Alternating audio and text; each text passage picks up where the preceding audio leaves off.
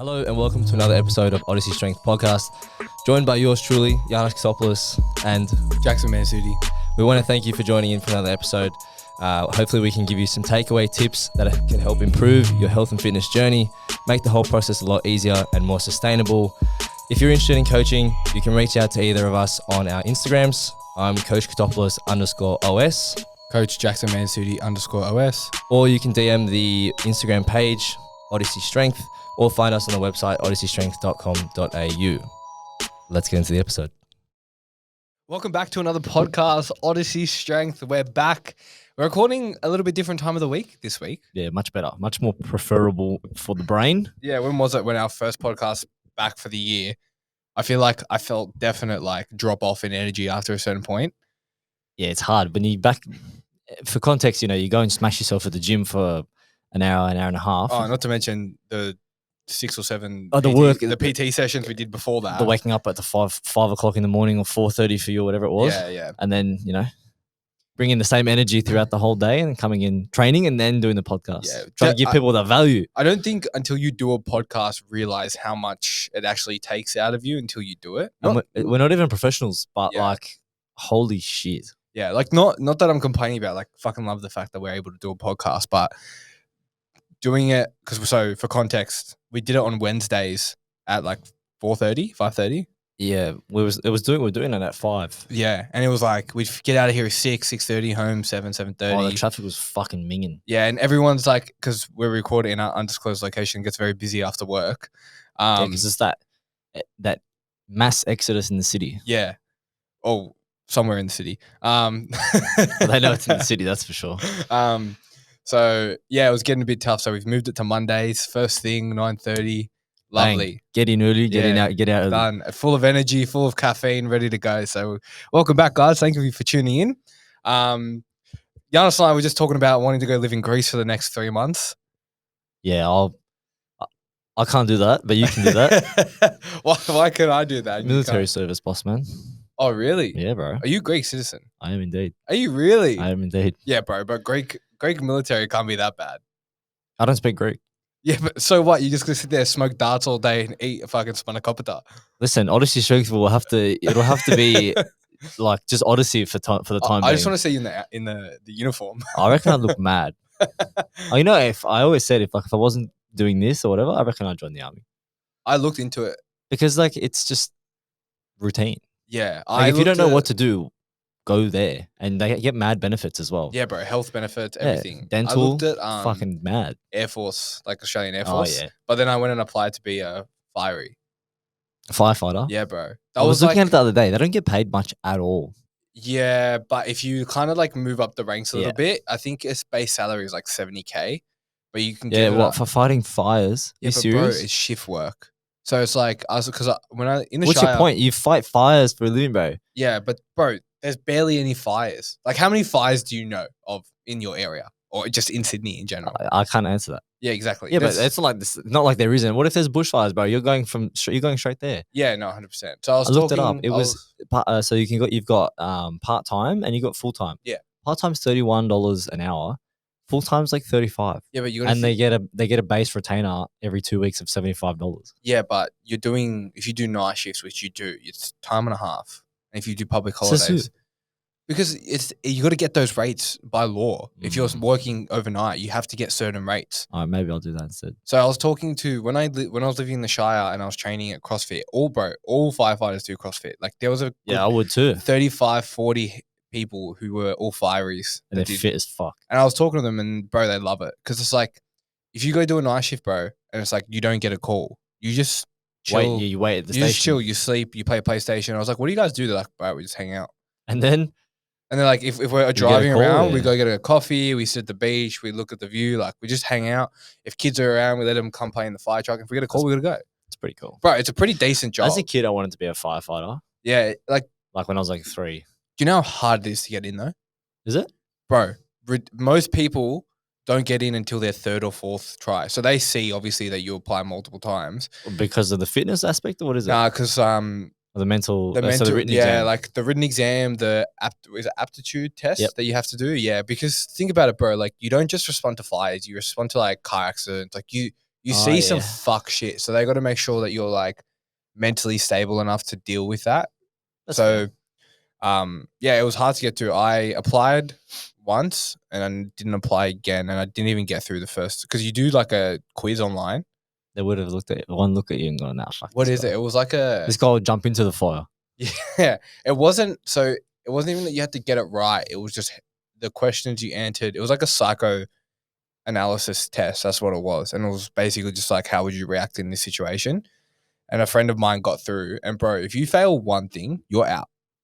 So it's like it goes the test, it goes the fitness, and then there's one more test, and there's the interview or something like that. And bro, even if you get all the way to the interview and they don't like what you say, like you don't get it. Like you have to wait 6 months and reapply and do the whole thing again. Jesus. Yeah, bro. It's a fucking lengthy process. All the guys that I knew applied like 15, 20 years ago when it was like, yeah, easy, like just come in. Yo, you want to fight fires? Yeah, hurry up. Yeah. But it looks like a mad job, bro. Like I've always wanted to do it. It would be pretty rewarding. Yeah. I just think, yeah, it's extreme. What other jobs did you want to do growing up? Just firefighter. Oh, really? I just wanted to be a firefighter. That was all. That was it. We've got a few bugs in here today. Yeah, we got some friends joining us on the podcast. Like Singapore Airport. You can go to the Butterfly Garden. Yeah, the Butterfly Garden. Yeah, just firefighter. Bro, mine changed all the time. I didn't really know anything else. Well, my whole family's in construction, so I was like, I want to be an engineer. I want to be a builder. I want to be a builder. And then it was funny because in year 7 I was good at like design and tech. That's how you. Should I go into construction? Yeah, I was like, should I? And then my teacher was like, your son's like can do well at this, like in year 7 and 8, because like there was 2 years in a row where I was getting like A's in D and T, and my dad and my uncles were like, don't fucking do it. It's not D and T at all. No, they're like, just don't do it. Like it's the shittest. Like it's just inconsistent work. Yeah. And then when I did plumbing, bro, and I was like, yeah, fuck this. Yeah, I did carpentry and then also aircon. I was like, no. Aircon's so boring, bro. Aircon, I was getting in roofs and getting in walls and shit. But it's the same shit. I was just like, but like even learning like the sizing of copper pipes, they don't use metric. They use imperial. Oh, really? Yeah. So because that's just how it is. That's just how it works. They're like, "Oh, get me that 1/4 inch," and I was like, "What?" Or like, "Get me that 5/8, the pipe size," and I'm like, "What the fuck is that?" Yeah. What's 5/8? Plumbing's the same, bro. Because like, give me the 6-inch pipe, and I'm like, what do you mean? 1/2 inch, 1/4 inch. Yeah. What? How big's an inch? Yeah, about yay high. Okay, he's like, yeah, like this, and then 1/4, and I'm like, but your inch, and then like how much it actually is doesn't match up. Yeah. I was like, oh, I can't do this. The one thing I didn't mind about plumbing was that it was like you're outdoors. Plumbing and aircon's pretty much they're very similar. But like I was doing residential. No, it was civil. So I was like, bro, yeah, I was like, it was like putting sewages in, putting drainage in, like the big jobs. Yeah, but it's not like I was in shit because it was before anything was there. You were digging the holes with big excavators. Yeah, I see shit. people cleaning out shit, and I'm like, fuck. Yeah, no, I actually never dealt with shit, honestly. But there was one, bro. This was the worst day. This is when I knew I just wasn't cut out for it, bro. A whole week, it was me and this other apprentice. I was working for my stepdad, and he basically we rocked up in where is it? Marbo Smash Repairs in is it Cast Park or Bankstown? I never heard of it. Somewhere in Bankstown, near What's Up Kebabs or What's Up Brothers. Nah. Yeah.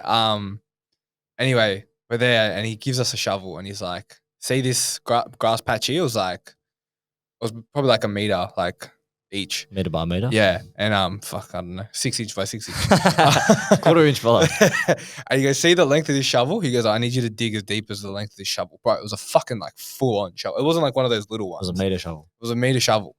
I was like, all right. So we're there for a whole week, bro. The week it was like 40 degrees. What, every digging day. this one hole? Digging this one hole. It was like, and he goes, if you bust a fucking gas pipe, he goes, I'll fucking kill you. Because it was a gas main and a water main in those holes. So he's like, I'll kill you. Just like be careful. Should have said to him, brother, why didn't you mark it? Spray it. And then dial before you dig. Haven't you seen the signs, bro? And then, bro, we're doing this whole thing, and he gets out, and we had to do it on a Saturday as well. So I woke up on a Saturday morning. He goes, "Is that all you done?" He goes, "Fuck off." This is my stepdad as well, bro. Hey, work, brother. And then he goes, "We're on good terms now, but back then, back then I didn't love him as my boss." No. Anyway, he gets a fucking bobcat, bro, and he just digs the rest of the hole. And I was like, in 2 seconds, I was like, "You're telling me I did a whole week of this So you could dig with the Bobcat? Are you serious? Yeah, but unpaid labor. Bro, it was bullshit. I did the same working for aircon. I fucking hated I it. thought I was going to get paid. It was during work experience. So like, yes, you weren't supposed to get paid, but I knew the guy. He was like, yeah, I'll give you like $100 a day or whatever. I was like, fucking gee, $600 in my pocket for helping out. You think I got paid? You think I got 1 cent? I worked 5 till 5, 6 days in a row. The last day I cried because I didn't want to go. Wow. Bro, you know Redfern Oval? Yeah. Where the Bunnies Club is? Yeah, it looks mad now. But like, I built that. I was in the wall there. That was me. It was all me. Second floor, east side window, that was me. Yeah, you did a good job. Fucking in the walls with the clamping thing. Fucking dogs. Everyone else was too fat to get in the walls. And I was built like a rake, bro. I actually don't understand how so many tradies are overweight. They just get someone else to do it. That's why all apprentices are skinny as. Yeah, true. You get in the hole, you get in the roof, you get under the floors. Yeah, 100%. And they go, yeah, like this. Pencil pushers. Oh, that's why we're not in construction anymore. Sorry, I'm too big. Sorry, I can't get under the house. You get under the house. How's training been? Yeah, it's all right. I twinged my back, as I said to you last Friday. Tell the people why. Don't rush your sessions. It was after work. You know, I got the fresh trim, which is still kind of there. It looks good. From Friday. And then I went beelined it to the gym because you have to go to the gym after you get a cut. It's just, you have to do it. I like to go gym then cut. That's disrespectful to the barber because you're sweaty. Yeah, but I change t-shirt, you know. Do you wash your hair? No, but I don't wash my hair every day, bro. Why not? You're not supposed to. Says who? You're actually not supposed to wash your hair every day. My hair looks perfect. Yeah, but you got none. I have the best hairline anyone's ever seen. I have one of those GTA hairlines where you go in and you come out and it's fucking crisp. Anyway, go on. But yeah, so you got to get a haircut straight to the barber. So let's get a haircut straight to the gym, right? But I fucked around for like 3 hours before I went. Did you train at work? No, I trained at Bexley anytime in the area. And yeah, I don't know. It was just all over the shop. It was the new program, so I wasn't sure what I was doing.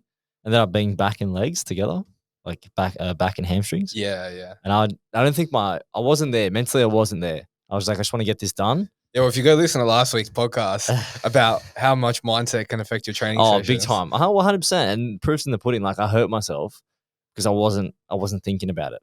I was just, I warmed up my RDLs and I was going through it and I was like, oh, okay, first set feels all right. I was probably moving too quick during my warm-ups as well.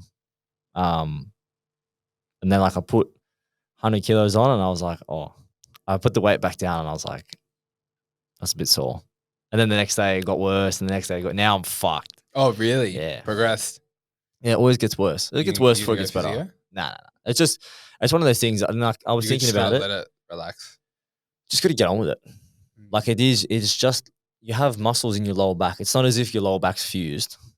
Yeah. It's just that commonly we don't use our lower back muscles for anything. Yeah, I say this a lot to people when they're training. It's like, I feel my back. I'm like, yeah, bro, like you're deadlifting, your erectors are working. Like, what do you expect? And I think that's where people go wrong is like, traditionally, if you do train more physique style, and you just focused on looking better and whatever, you don't move a lot of weight.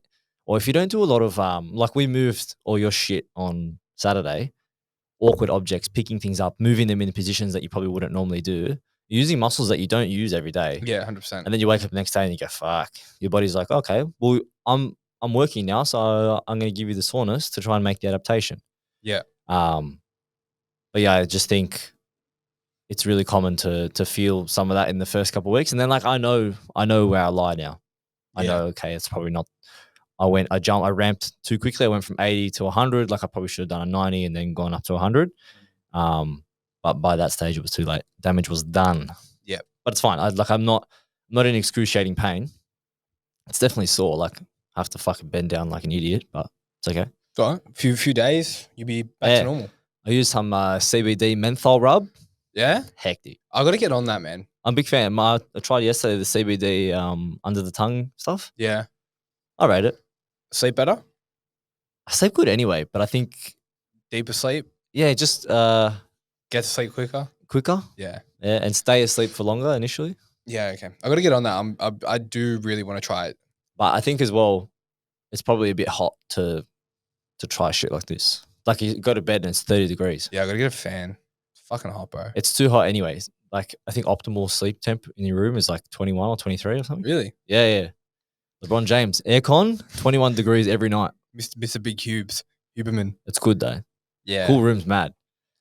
Yeah, I trained today and my fucking, from the movie on the weekend, bro, shoulder feels a bit iffy.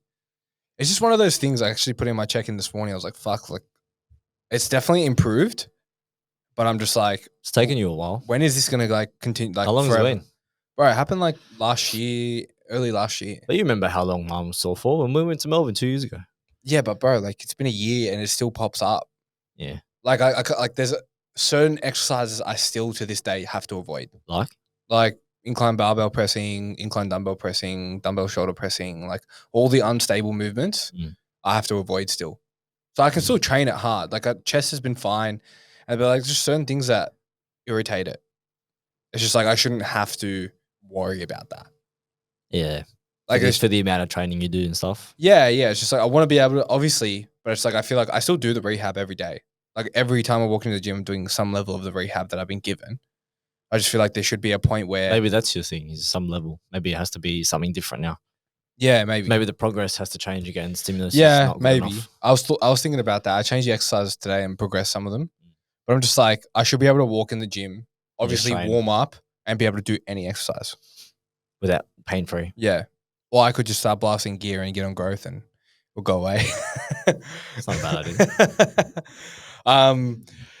Let's make a shift. Let's talk about our physique camp and the importance of. We talked about mindset last week, and we kind of touched on some of the other ones, but I really want to talk about effort, intensity, and that sort of stuff. We kind of spoke about that in the mindset of training. You really have to be okay with being uncomfortable from set to set, session to session. So I think we should really get into how important effort is in your training session and how much it's going to create such a response in your training. So effort and the importance it makes to your training and, you know, the overall result of the physique. I guess that's something you've kind of learned a little bit more recently. I kind of been running with that for a while, but I guess now I'm better at it and just choosing when and where to use it. What's your experience? I thought we've probably spoken about it like over 10 times since we started this podcast, but more specifically in having a whole episode dedicated to effort in relation to what it is that we're trying to teach people. I'm not a master at it, but definitely within the last year, and it only comes from training with other people. That's the only way you learn it. Yeah, you only realize you don't train hard enough until you train with someone who does train really fucking hard. Yeah, like, and we don't mean like just fucking lifting it for the sake of lifting it. It's like you lift it with a purpose. There is an outcome in mind that affects how you move the weight, what you're feeling, like what the outcome's going to be. But you can't facilitate that response without finding a training partner or a group or someone who does it better than you, and they can teach you how. But also, like we said last week, you have to be willing to try. Yeah, like especially when I get clients who sort of haven't experienced it before, and then they're just like, "Oh, I've reached." I think the biggest thing as well is just reaching the rep target. It's like it's not good enough. The rep target is never good enough. Like you are leaving gains on the table if you think just reaching your rep target is good enough. I reckon there's maybe like one set in my whole workout where I actually stay within my rep target. Yeah, it's just a matter of, like, it's just a matter of safety. That's all it is. It's it's actually just a recommendation. Like, it's like, this is kind of what it should be, 8 to 12 if you pick the right weight. If you get 6, great. If you're doing 15, you're probably wasting your time. Yeah, it's literally just like if you run out of petrol in your car, like you're running low, and it's like, oh, you have 2 kilometers, and then it goes below 2, and you're like, oh, like I'm still driving. It's just literally a guide. It's like, you know your car, as the people say. It's like, you know how much more we can get out of it or how much left is in the tank. It's literally the same thing. Fuck, that was a good analogy. That was a good one. Yeah. So you just got to understand that you have more left in the tank, and those rep ranges are just guidelines for that. And we're always going to try and get that little bit more out of you, given that it's safe to obviously perform certain exercises, allow it. And I say this to people a lot. It's like 9 times out of 10, if someone trains like shit, but they train hard, they're probably still going to get better results than you. Guaranteed. But that's why so many bodybuilders are fucking big. just because they just train hard. Doesn't really matter about the technique. Now we're not saying technique doesn't matter. Just saying in their cases, they have taken an approach where training harder Is more important. trumps the technique aspect, which is fine. Like you each to their own. That's fine. We'll just see what happens in like a couple of decades. To your joints, whatever. But anyway, like definitely within the last year, training with you, training with Adrian, training with Jason in person makes a difference. And also Ben's he's a machine. Yeah. He just he just gets under it. And like, even if the weight doesn't move, if you're still trying, you're still fucking giving it a go. Yeah. Here's the most eye-opening, disheartening thing you'll ever hear, right? If you do a set of 10, but your last 2 reps are like absolute fucking grinders, just think that your first 8 reps didn't matter. They didn't count towards anything. Yeah. Like it's just like if you do a set of 10 and you're not feeling anything, or not even feeling, you're not struggling. You're just going through the motions. Yeah. That set of 10 meant fuck all. Like it's not until you're doing the reps where you're struggling to get the weight up and you have to actually fight really hard to try and move that weight from point A to point B, whatever the exercise might be. Those 2 reps, 3 reps that you struggled with are the only reps that are actually going to do anything to cause a response. Yeah, that's why I like AMRAPs sometimes. Yeah, I use them a lot on like leg extensions, like curls. Even like, I think anything, like if you really wanted to see how much, if you get that dog in you, you could just do AMRAP for everything that's maybe not like barbell movement. Yeah, any machine dumbbell exercise, yeah. Even in like any dumbbell movements, like if you're thinking about not like first 6 weeks or 6 months in the gym, like you have good coordination, you have good contractions in your muscles, like you know what you're trying to feel. You could do AMRAP anything as long as it doesn't put you in any at-risk positions. Yeah, like you can just fucking send it. Like even you could even do like, yes, okay, you should probably do AMRAP on a chest press instead of dumbbells. Like you could do them on dumbbells just to see, like worst comes to worst, you can't just press them anymore. Yeah, you just drop them to the your dumbbells, side. yeah. So like if you're not sure, I think AMRAP is a great way to start having a look at like, and even maybe once a training cycle, the last week, fucking send it. 100% be sent. Just fucking AMRAP everything. Bicep curls, fucking keep going. Yeah, but an AMRAP could be 6 reps, or it could be 10 reps, or it could be 20 reps. Anything. Yeah, like it's just pick a weight. People think AMRAP and they're like, "Oh, I have to go light because I have to do so many reps." It's like, yeah, nah. 20. Like, bro, I've AMRAPed 140 kilos for 6 reps. Like when we did the Luke Lehman seminar. Oh, yeah, like I AMRAPed 140 for 6, and someone will say, "Hey, that's not an AMRAP. That's just 6 reps." It's like, no, there was no more reps left in the tank. Like there was nothing. And you went into reserve fuel there. Yeah. And this is the thing, right? People will they'll always look, oh, what's the secret? What are you doing that I'm not doing? Or whatever. It's like work. You don't understand how much this is gonna accelerate your progress. Like in the past 6 months, been in a growth phase myself, and I've literally just been like, okay, like every time I walk into the gym needs to be some sort of productive session. And that's obviously coupled along, with the mindset and then the effort. So with that effort, I've made significant progress in 6 months that some people would say is like really quick, just because I've been training hard. Yeah. I don't want to call it time wasted because I still learned valuable things while I was training. But had I probably just been open to training more and being more uncomfortable doing the thing. It's hard. It is Since hard. I started training with Jason, I probably would be bigger than what I am now. And this is the thing. It's difficult. Like no one... Not even probably. I can guarantee I'd be bigger than what I am now. Yeah. Which is fucking... It's shitty because it's something that you can control. Yeah. It's within your control to change tomorrow. Yeah. Because you're looking in the mirror and you're like, bruh, what am I not doing here? Why is this not working? And then you realize, well, let's just couple this with last week as well. It's like your mindset's shit, your effort's shit. Yeah. And it's like those two things. If you're not in the gym to fucking get a result, you're not going to try. It's so funny to see how people don't understand that's what it takes to actually get a result. It's too simple. That's why. Yeah. And it's just like, it is hard. It is uncomfortable. Like being buried under a heavy weight or, having heavy bar or dumbbells on you, it's like, it fucking hurts. Like it's difficult to do, but without sounding too fucking motivational. Go to war spec. Yeah, it's like the harder it is, the better it's going to get. You know what I mean? I think as well as like, even if you're if you're a person who doesn't lift relatively heavy, like maybe you haven't built the skill yet, or you just haven't built the strength, the foundational strength that you need to move the heavy weights. A big one is getting comfortable with that, that lactic acid buildup. Yeah. I find especially with females that I train, it's a common thing to kind of go, I'm in pain. It burns. It really hurts now. It's like, it is just a feeling though. So we need to put that kind of little, like, chicks are so resilient. Yeah, I feel like they can You're handle fucking animals. Yeah, they can handle but it's a switch that you gotta try and find, where it's just like you just keep going. Yeah. Go. Whenever I train someone for the first time, that's like the first thing I'm looking at. It's like, where's your ability to push the set right now? Yeah. And it's like, it's great when people have it, because it's very, very hard to teach.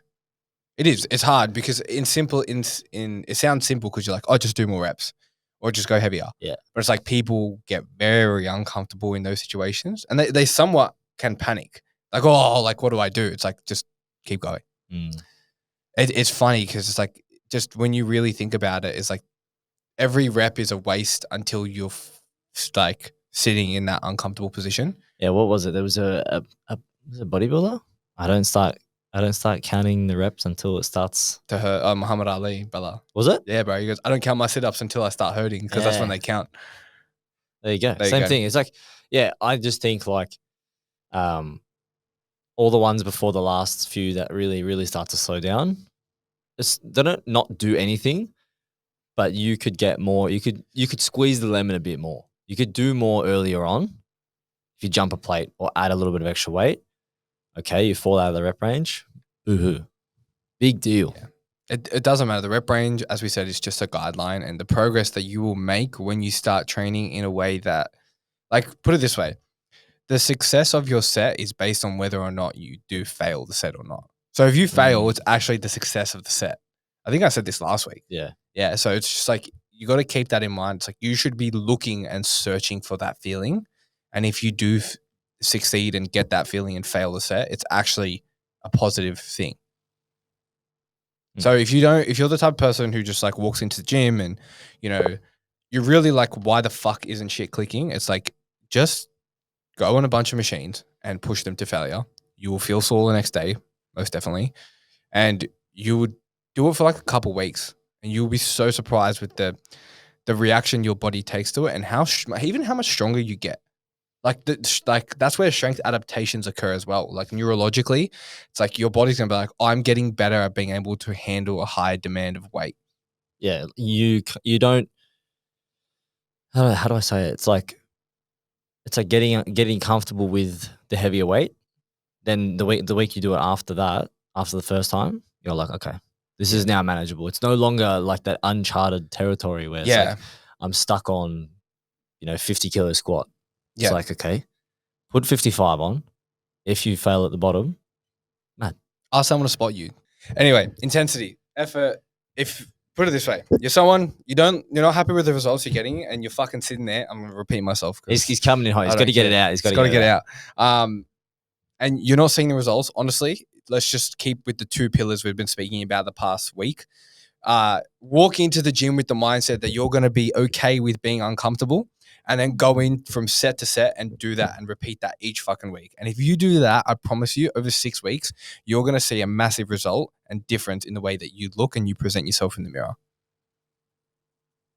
Well, yeah, I'm pretty good, eh? To be fair, it won't come easy straight away. So don't expect to pick it up like, riding a bike. Oh, it's fucking mad. It takes practice and it takes time, but as long as you show up, it does work. And I'm testament to it. Like, you will feel a different level of uncomfortableness. You'll feel fucking sore for like 3, 4, 5 days.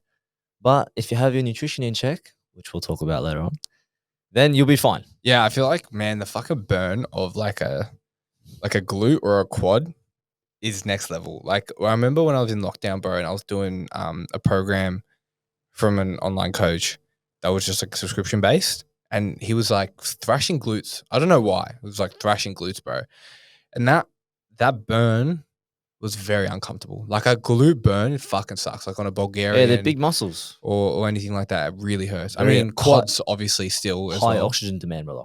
Yeah, like doing like a hack squat into a leg press, Yeah, that's and then into like a leg extension.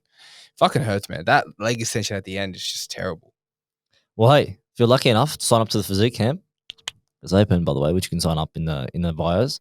You'll be able to experience this in the weeks during our training. That's what this whole thing is about. Teaching you how to take your sessions to another level in order to progress and improve your physique for the better.